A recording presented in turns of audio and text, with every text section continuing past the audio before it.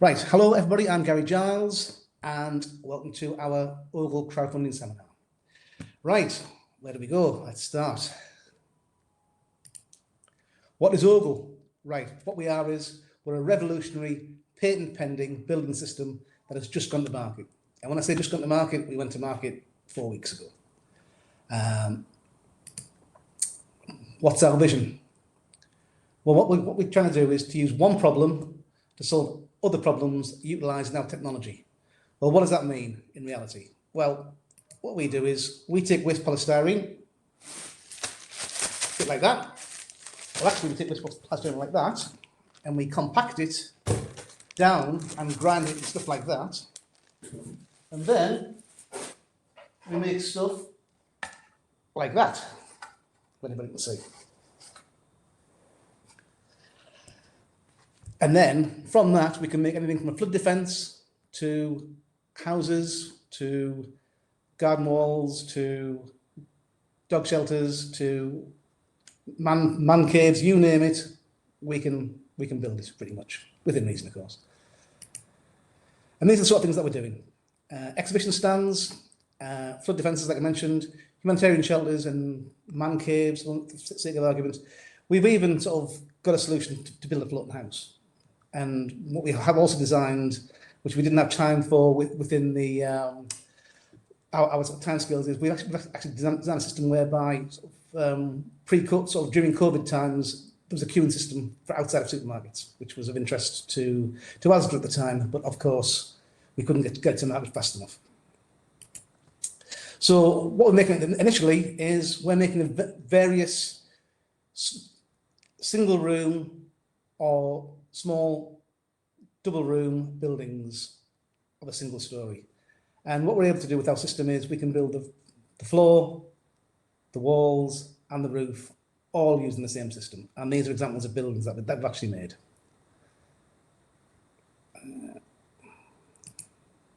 So what we're going to the market first with is garden rooms, garden offices, sort of man sheds, shoffices, as they're called these days, shed offices, because what there is, there's a huge market in this area right now.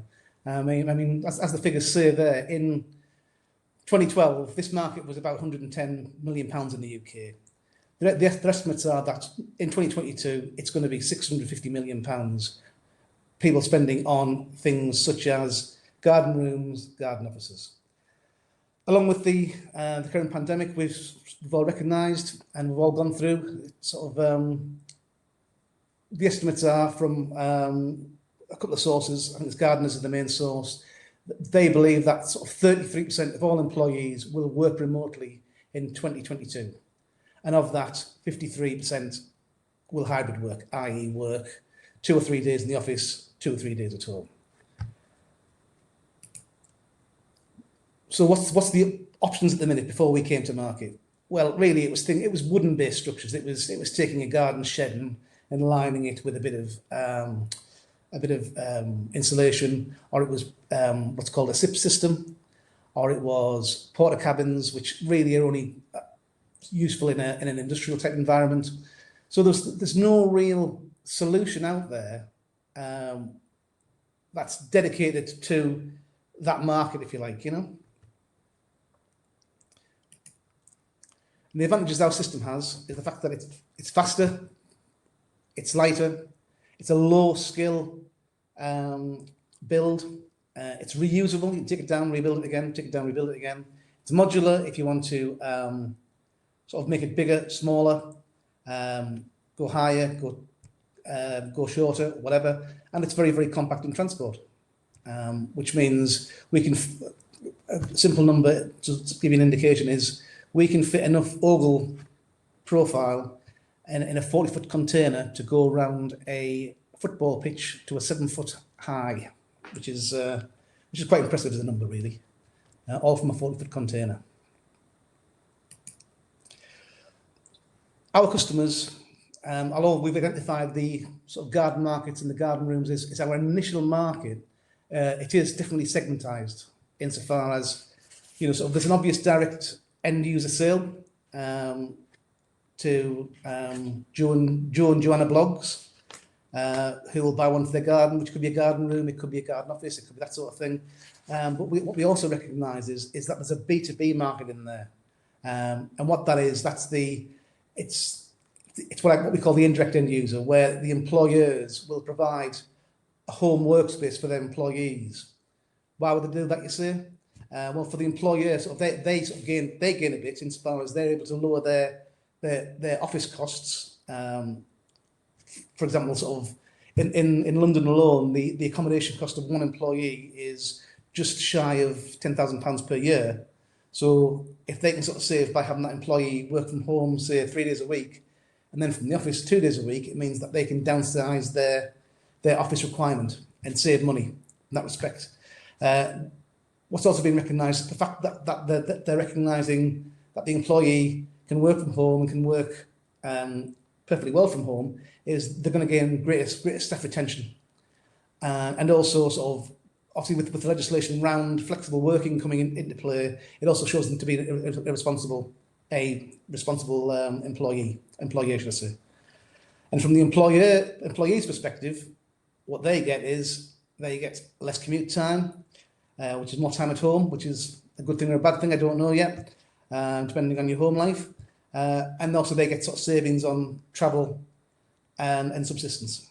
But the reality is both parties gain insofar as one gets a dedicated workspace that is professional, that sort of meets all the requirements with regards to health and safety, with regards to sitting in the right position, sitting at the right desk, that sort of thing. But they also, the employee gets that separation from home. So it's a bit of best of both worlds.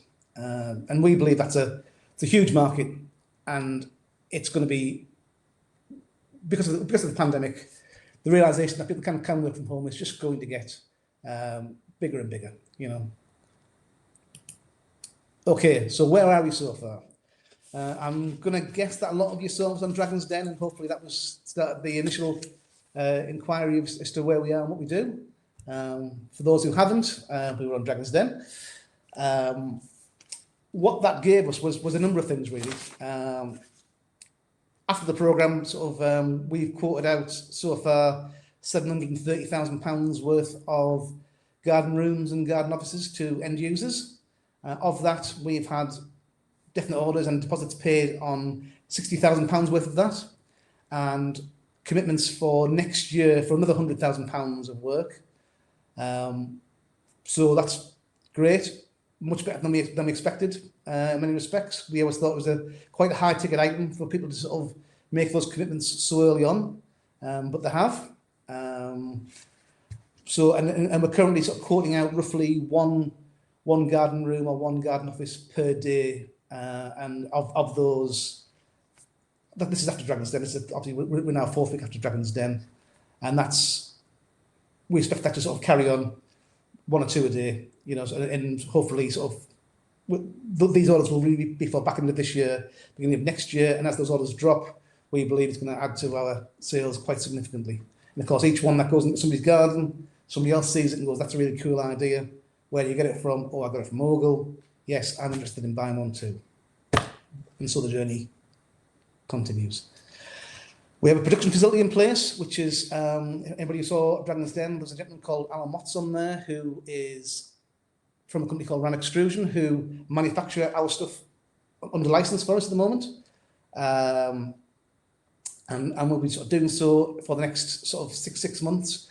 They also fabricate them for us, but what we're looking to do, which is part of the crowdfund, is to sort of bring more of that in-house as the orders grow and grow and grow, hopefully. We also have a number of assembly teams in place, which are working on a self-contract basis to cover various parts of the country to meet the assembly requirements. And we also have our supply chain tie-ins, which I'll come on to a little bit more in later on in the presentation. But what we sort of decided as a product was that we wanted to make, obviously our extrusion is very, very clever, how that works, but everything else can be bought off the shelves. And what we sort of said was, can we sort of make a product where, apart extrusion aside, we can get everything from Screwfix? and that's what we've done. Well, with the exception of windows and doors, and that's how we designed our system. So we have that supply chain tie-in. And thirdly, or fifthly, should I say, according to the traction, is our patents. Our patents are at, we say patent pending, but we are a bit further along the line than that. We have a notice of allowance, which is the paperwork just prior to patents being granted in the US, and we have similar paperwork about to be issued from the European Patent Office that will cover us for Europe and UK, and we have some other paperwork which is covering us for China, which will be a bit later on in the year, but it's also following along that same process line. So that's what we've been doing so far. Okay. Our marketing plan. Nothing's really worked. I mean, it's great having these sales and orders in place, but where are we going really? What we want to do is, we recognise that our product is very, very visual. It's very, very tactile. People are interested by it because it's something that people can build themselves. Although we will not be targeting the self-assembly until later on in next year. But it's a very tactile, very touchable product that can be made very visually stunning. So utilising social platforms for that organic scaling, we recognise that all day long. But what we also want to do is, with our B2B markets, is to target larger and medium companies that are looking to homework some of their employees and target them specifically, find out the HR people, go through that process to generate sales from a B2B basis, you know, sort of make them aware of all the benefits of an Ogel system, as I've already outlined earlier on. So, financials. This is where we are so far. This year, it doesn't look like very many sort of, as mentioned previously, so we will start our sales to the end of the year will be roughly about 10 buildings, which isn't very much. Part of the reason for that is we are suffering like the rest of the nation in a shortage of glass, would you believe? So whilst we can build our buildings, we can't get the glass out there fast enough. So we will have between 10 and 15 buildings at the end of the year, which will generate us a small profit at the end of the year. But what we're doing is learning and getting our systems totally in place, ready for 2022, which is when we believe we will get sales of 220 buildings in the year, to generate about £2.4 million worth of orders, and generate us a much healthier profit at the end of the year. And then moving into 2023, we believe we can expand those number of buildings again, insofar as still looking at the UK market, but we recognise the fact that with our licensing and what have you, and the fact that we effectively will hold the patents for a number of countries in Europe and the US, that we can then license the product abroad, and we will start that licensing process. We may sell direct into Europe, but at the minute we feel that the license model is probably best for us to begin with. But that's something that we will investigate closer into 2022. Okay, so crowdfund. Okay, all those figures look very, very interesting. So why do we need money? Well, technically we don't need money. If I wanted to fund this myself, I could fund it myself. But I'm a firm believer that the way to create a tribe and create what's the right word? A talking point around something is by getting more and more people involved. And the best people, the best advocates for our product, we believe, is shareholders. And ideally sort of smaller shareholders. Sort of, we're not really interested in going to VCs. We believe in sort of, if we need to raise £75,000, as I said on there, well, we'd rather have a lot of smaller shareholders rather than one large shareholder who owns £75,000 worth, and it becomes hassle's the wrong word, but is less an advocate, sort of, rather than having lots of small shareholders. We want to sort of go forward with people who believe in our product, basically, and get build our tribe that way. It's worked for Brewdog. and we believe it'll work for us. So we need £75,000. That's what we're looking to raise at the moment. And if necessary, we will overfund that by £300,000 for no other reason than it'll allow us to expand our and accelerate a little bit faster into 2022 and 2023 with a little bit more money invested in the early stages. It allows us to accelerate faster, basically.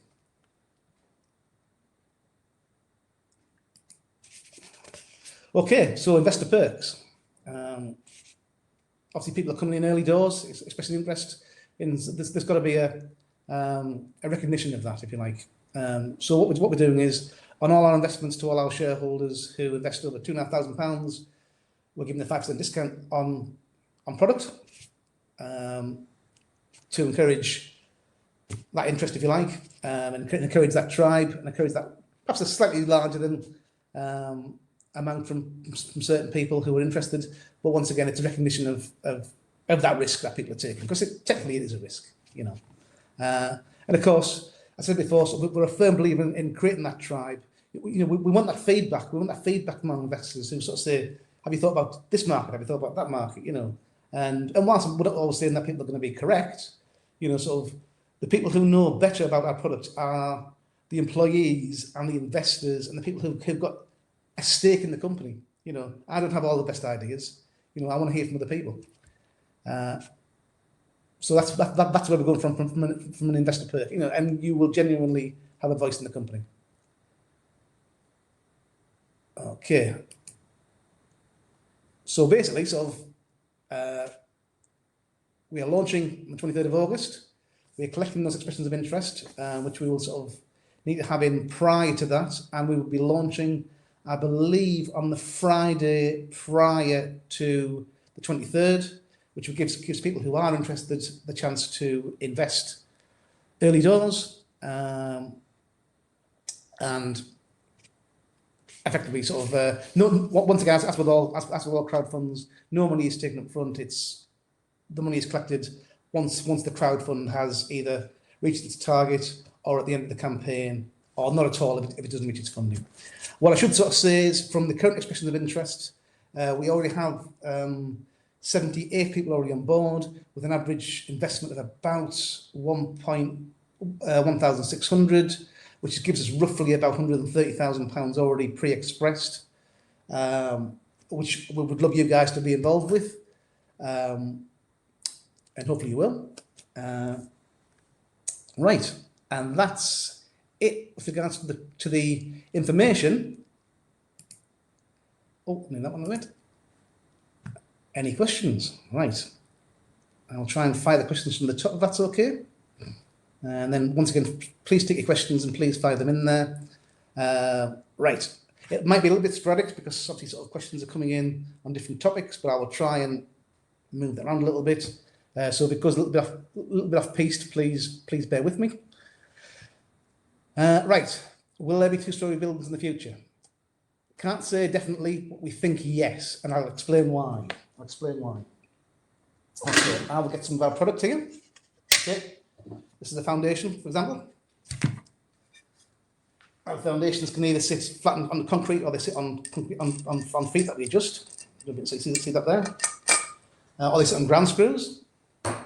What we found is that when we sort of make our block system, I'll try and put the camera down so you can see this a little bit better. So when we sort of build our system, what we found is that if this is the inside of the wall, that's the outside of the wall, what we're able to do is we're able to route this system, pre-route it, and put a joist in here, and then using screws and brackets such as this, which are all just from screw fix, all pre-designed, we can actually lock in joists inside the wall. And if we can lock joists inside the wall, then what we can do is we can build a second story and use the joists as the bracing piece between one side of the wall and the other side of the wall. So in answer to the question, sort of, will there be two-story buildings in the future? We think so, but we can't say so yet. Okay, do you anticipate the employers will give their staff financial? Yes, we do. So I'll read out bit better. Do you anticipate that employers will give their staff financial assistance to buy one? Yes, we think they may. It's either an employee loan, but there's a strong argument for employers actually buying them for employees. Because if the employee leaves, it's easy enough to go along and take the building down and take it away and give it to another employee. So it can sit on the books, sit on their balance sheet as an asset, rather than a liability. Of course, assuming that the employer doesn't destroy it in the meantime. So yeah, we do see that as being a possible perk of the job, but we'll know a little bit more about that as the employers tell us their concerns and how it benefits their company as we go along. Could there be a tax break to build a home office to reduce carbon footprints, like the Cycle to Work scheme? Don't know. Good question, though. And I'm going to write that down because that's a really good. Never thought of that before.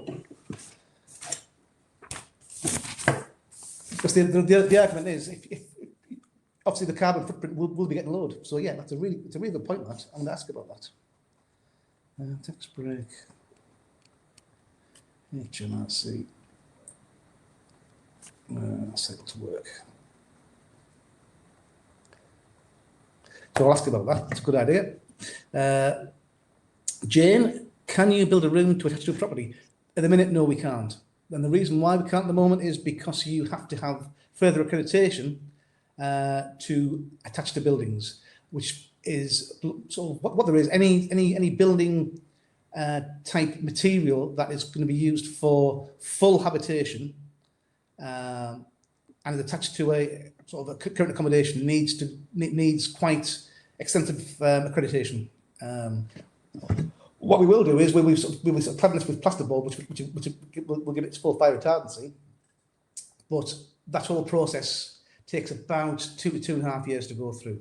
So we don't believe at the minute it's the right thing to do is to attach to property. Yes, we can. Yes, we can meet all the building regs, but we haven't got that accreditation yet. So yes, we will be able to in the future, Jane, but at the minute, no, we can't build a room at the moment. Are you planning to build homeless shelters in third world communities? Yes, and I'll explain a little bit more about that. We're currently working with a company in two companies in Sunderland, one called D-Law Engineering and one called Verogrid, and we're working on what's called a solar kiosk. And what that actually is, it's a building, and it's got a huge solar array on the roof. And what they do with that is they use that to put it. It's the first two buildings that we're doing are going off to Zambia, and they're going to be used for charging mobile phones, basically sort of. And also for like a community banks and for storing medicines in a fridge. And it's called a solar kiosk. We can't say too much about it at the minute, but we will be putting things on social media over the course of probably the beginning of September, somewhere around there. So yes, we do have plans to build homeless shelters, in essence. Thanks for the question, Louise. Okay, what are the short and long-term objectives with the company following the crowd? Say that again. What are the short and long-term objectives with the company following the crowdfunding completion? First stage is we want to sort of raise enough cash to sort of start our marketing campaign a bit stronger, because at the minute we've been sort of working on word of mouth. Secondly, we want to sort of bring the part of the production facilities to the northeast, which will help lower the costs a little bit, and bring two or three more staff on, which is what we need really to help really boost the company forward. Because at the minute, the company is technically only me. And we've done very, very well, but we need more staff to really take it to the next level. So that's the short-term objectives. The long-term objectives is to develop the product, A, for the UK, A, in its house building, in its garden room market and garden office market. We want to develop that into exhibition systems. We want to develop into the flood defence system, which we believe is quite innovative and there's quite a need for it. And then take those same products and then recreate what we do in other companies throughout Europe, which could be once again through licensing arrangements, or it could be through direct sale, or it could be a combination of both. It could be sort of something whereby we would sell direct our flood defence system, but we would license out our home office for the sake of argument. So there are our short-term and long-term objectives. What's the expected lifespan on the garden rooms? We know for definite, from a UV perspective, it's going to be a minimum of 20 years. But we suspect we have had some testing done by University of Coventry, and we've had some further work done by the University of Sunderland, and we know that the UV value is extremely strong because it's quite a thick product really in UV terms, so it doesn't break down naturally. So we will be issuing the garden rooms with a 10-year guarantee minimum. Okay. Louise, again, I think it's the same Louise, I'll shoot that. Being the world's first, are you worried about competitive landscape look in the future? I'm going to say no, and I'll tell you why I'm going to say no, is because what our patents cover us on, and don't forget, we're covered in the 41 countries within Europe and its satellite affiliates, and US and China. And what our patents cover us for is the L shape. So if someone's got to reinvent the L shape with our path that we use upon it. It also covers us for the tessellation, which turns it into a block type shape, and also, which is the clever bit, which allows us to go over long distances. The patent also covers us for the fact that we can overlap front to back, which means that we can go long distances. So unless somebody can reinvent the L, I'm not overly concerned about competitive landscape. But who knows?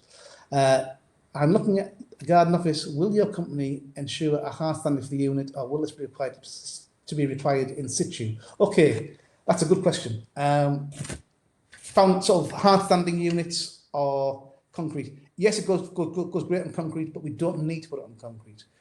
With this foundation system, what we can do is we can site these on what's called ground screws, which are like long screws that's screwed into the ground, and we sit the building on top of that if there's no concrete already in place. So yes, if there's hard standing in place, fantastic. It sits best on that, but we don't need to have a hard standing to site our buildings. And also, because of it being plastic, we can sit it very, very close to the ground, which means that quite often we can sort of site it on ground screws and something that's only as short as that, and then adjustable feet to get the foundation flush. Okay, did any dragons come on board when you pitched?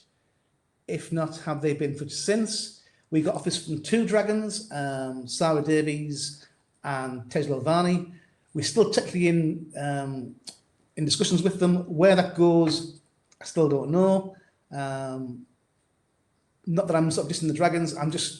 We're just not so sure if what they bring to the table is best for us, really. So they're giving us the best thing in the world, really, which is exposure. I'm not saying no, but I'm not saying yes either.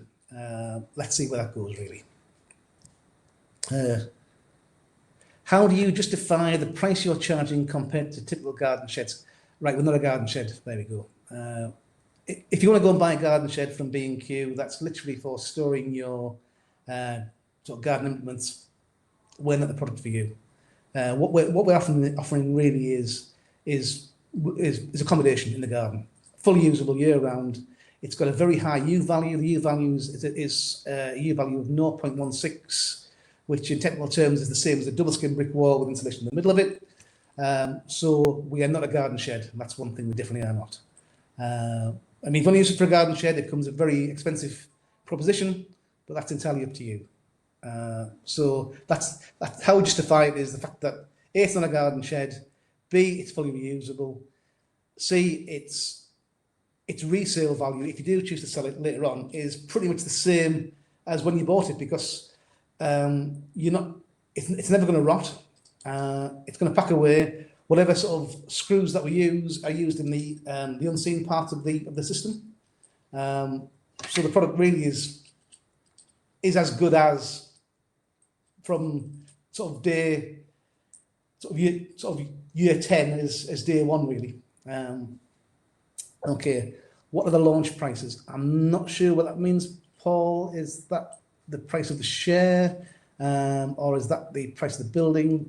If you want to sort of put a message in there, I'll happily answer that one. I don't know that means that our building prices are the prices on the website, which is an indicative price. But as with most things, most people want to adjust the building anyhow. They might want to be a little bit shorter, a little bit smaller, different windows, that sort of thing.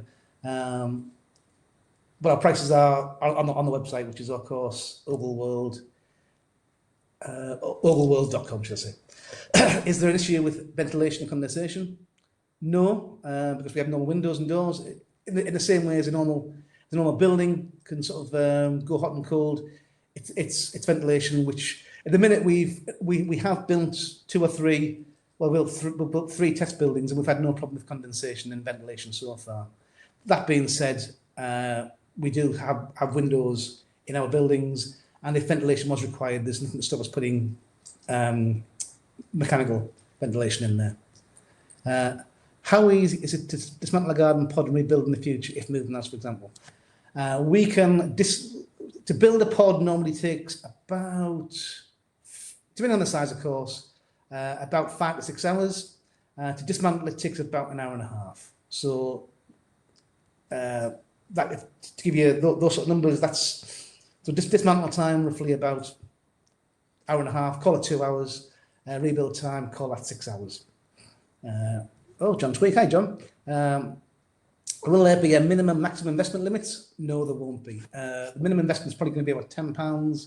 Maximum is probably going to be, we can't swear this yet, probably about 10 to 15,000. We haven't decided on the number yet. Freya? Thank you, Freya. Right. I don't know if anybody's ever noticed, but is our name a play on Lego? Yes, it is. Ogel is Lego backwards. And if you look at the logo, which is on there, let me see that on there. You'll notice the arrow over here somewhere is pointing left to right, which gives you the clue to sort of read it Lego rather than Ogel. So yeah, thank you, Freya. Not a lot of people notice that. Will self-assembly become available? Yes, it will. What we want to do, Jill, is make sure that the product is absolutely ready for the self-assembly market, which it's obviously it's a bit more complex than a piece of IKEA furniture. So we want to make sure that we've got the videos in place, and we've built enough of these rooms, and we've gone through all the pitfalls, such that when something lands on somebody's driveway to be built, people have a full understanding of how it's built, and there's plenty of learning videos to go through to learn to be able to watch to build it, And we don't believe that self-assembly option will be available really until probably next summer, because the last thing we want to do is send it out half-cocked. Somebody built it incorrectly and then gives a bad review, and it's nothing to do with the product. It's to do with the fact that we haven't explained how to build correctly. Paul answered about the building launch prices. Yeah, okay, Paul. So I think I mentioned earlier about the launch prices are on the website. How those prices move in the future, we don't know. As with everything, it depends on materials. What I would sort of say is, though, that we have had quite a lot of traction with Biffa. Biffa are very interested in working with us because they have a lot of waste styrene product that they want to use and work with a supplier that's going to effectively turn it into what we call a full stock product, i.e. something that's recycled and something that lasts for a long, long time. They have obviously a lot of tie-ins with Muller, the yogurt people, because I don't know if anybody's aware, but yogurt pots are made from polystyrene.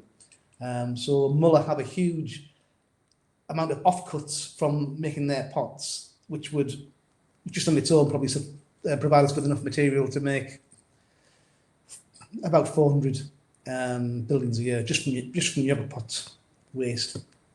Don't even go there. When do you anticipate giving dividends? If the product sort of if the product goes as well as we think it will, we will be issuing dividends from the 2022 profits. Kevin, to answer your question there.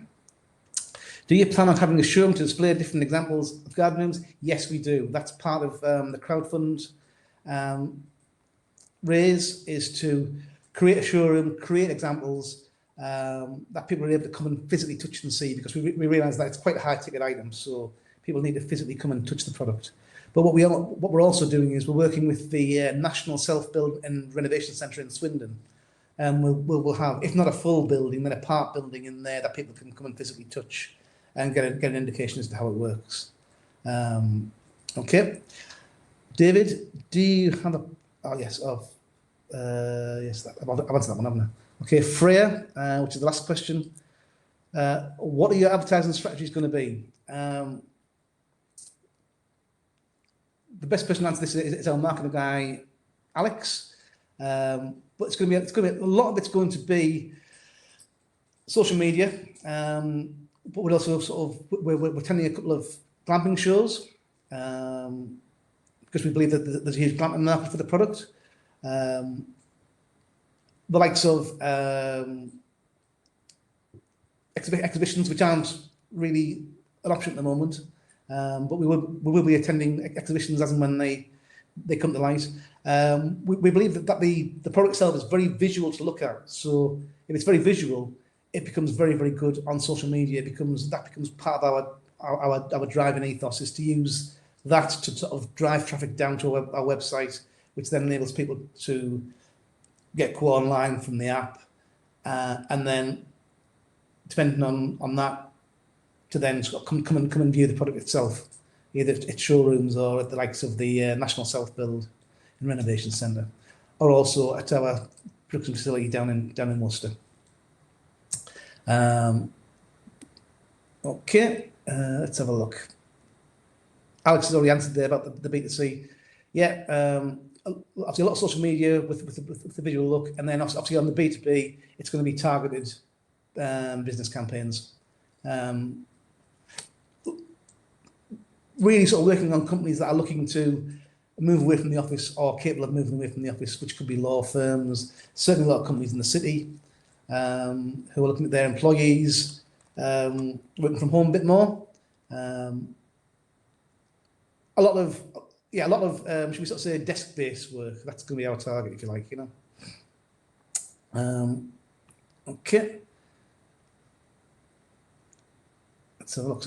Okay, Mike, with recycling, for example, with Biffa, how can you guarantee the product will not have any undesirable content? We're working. That's what we'll be working with Biffa on that to ensure that whatever contaminants are in there will be of such a quality whereby it's not going to affect the product. A lot of our product, for example, the foundation, its colour doesn't matter because we can dye it. So it doesn't matter what it comes in, as long as it hasn't been contaminated with a polyurethane to too high a degree. We will be using the colour contaminant's not important. What is important is the material content. Because obviously, so we don't have a polyurethane or a polypropylene where it's too flexible. But that's something that we will be sort of working with Biffa on, and whoever else we sort of choose for supply, to ensure that we're not getting any contaminants or contaminants of too high level where it affects the product. And as James has said there, sort of, we will be attending the glamping show next month, which I believe is in the middle of the month, 16th to the 18th of September, with probably our 2 or 3 products, just to sort of show what it's capable of and generate sales there. So that's going to be something that we do. Freya, do you have an option for a sit-stand desk in the pod, or will this be a feature you consider adding? The sit-stand desks, yes. What we've been doing is we've been looking at what IKEA do, and yes, basically, sort of, I don't know if it's sort of what I should explain about our product is sort of we can change the width and the depth to any size we want. So what we did was, when we designed our first pods, is we designed it to fit an IKEA desk. So it's designed such that an IKEA desk is 1.4 meters across. The internals of our building on the solo pods is 1.42. So that means you get a 20 millimeter gap, which means we can put a little bracing piece around the piece and put the desk on. So what we do is we work in reverse. So somebody sort of says, I want to put in a sit-stand desk. Well, we can build the building to fit the sit-stand desk, which is a little bit counterintuitive, but there's no reason why we can't do that. You know, sort of, you know, as with a lot of things that we do, we work in reverse. And I think that is all the questions. I think that's it. Any more questions coming through? Have a quick look. Okay, right. Well, I think sort of what's happening now is I think we have. I'd just like to say sort of thanks for attending. And if you have any further questions, you can reach me at. I'll put my details in here. If you're going to sort of just email me direct, I'll put my email address in there. So feel free to sort of speak whenever you want. And what we'll do is I will send some handouts out to yourselves, which I think is available now. I think this is right, Alex. If it's not, I'm sure Alex will send it to you after the show. I think that's sent through. So please download it, have a look through. And once again, any questions, come back to me any point in time. And don't forget, 2 dates in your diary, 23rd of August, and we'll be sending out an email for those who express an interest for, I think it's the 21st of August. But once again, we'll confirm that either this week or the very beginning of next week. So thanks for attending, and see you later.